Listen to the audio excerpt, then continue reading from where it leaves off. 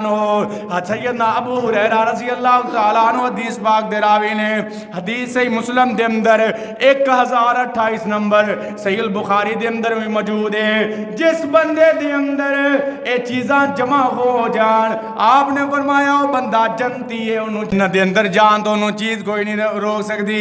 آخری حدیث سماعت فرمانا نبی پاک صلی اللہ علیہ وآلہ وسلم نے فرمایا من اصبح اليوم منکم صائما, آج کنے روزہ رکھے آئے, صبح ہوئیے کنے روزہ رکھے آئے. قال ابو بکر انا یا رسول اللہ, ابو بکر رضی اللہ تعالیٰ عنہ فرمان لگے میں رکھے آئے روزہ. آپ نے فرمایا من عاد منکم مریضا, کس بندے نے آج کسے بیمار دا پتہ لے آئے. قال ابو بکر انا یا رسول اللہ, ابو بکر رضی اللہ تعالیٰ عنہ بولے انا میں آج مریض دا پتہ بھی لے کے آیا.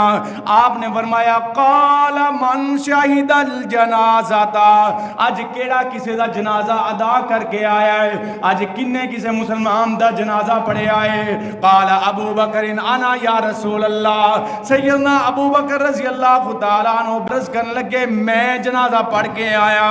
آپ نے فرمایا من اطعم المسکینہ, کنے آج کسے مسکین نو کھانا کھلایا ہے. قال ابو بکر کہنے لگے میں کھلایا ہے.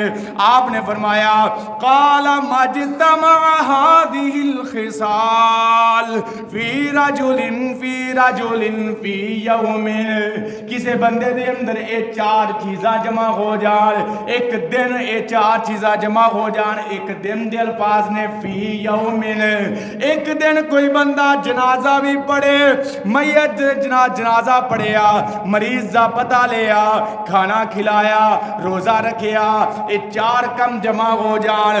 آپ نے فرمایا الا دخل الجنہ, اے دی جزا اور اے دا بدلہ جنت تو سوا کوئی ہو ہی نہیں سکتا.